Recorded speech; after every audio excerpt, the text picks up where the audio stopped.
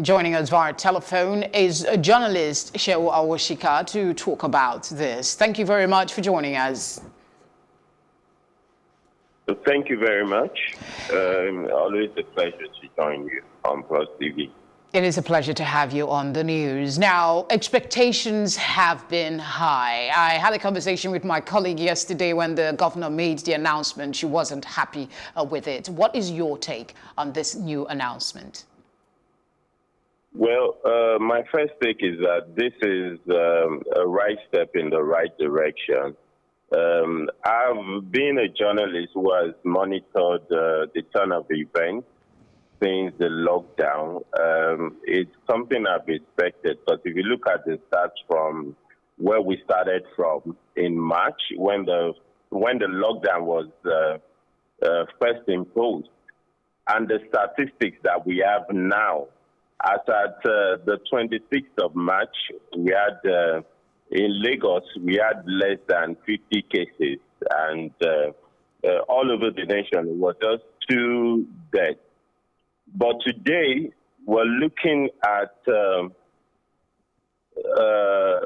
the nation, a little over 17,000, and Lagos covers like 7,000 of those, over 7,000 of those cases. So why would you want to throw open religious centers which have been flagged as a high point of contracting the virus? There seems to be a lot of support from various groups to government's decision, but there are others, worshippers and clergy together, who are very unhappy with this position. What would you say to them? Well, I think it's a bit selfish on their part, if I may say, to want religious centers open. You can take examples from everywhere in the world.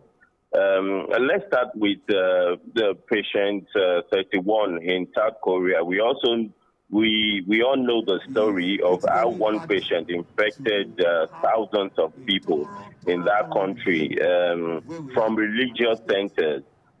They take that away, come back to Israel recently. In Israel, the schools were thrown open. One pupil infected more than 1,000 others, teachers and pupils. It happened in Cameroon, it happened in Ghana. But what about the argument that they put? There is an argument that they always put up that if we can allow markets to open where you have no control over, real control, so to speak, as to people's conduct, and some of these markets are pretty small, and then you're saying worship centers should not be opened. That is one argument they put forward. Well, I think the argument is still lame, because when you go to market, it's serious business. You know what you're going there to do. You don't socialize in the market. You don't associate with people. But in churches, you still want to hold meetings. You want to say hello to your friends. You generally socialize. You know, so I mean that tells you the difference. When you go to the market, you time yourself. You're probably in a hurry.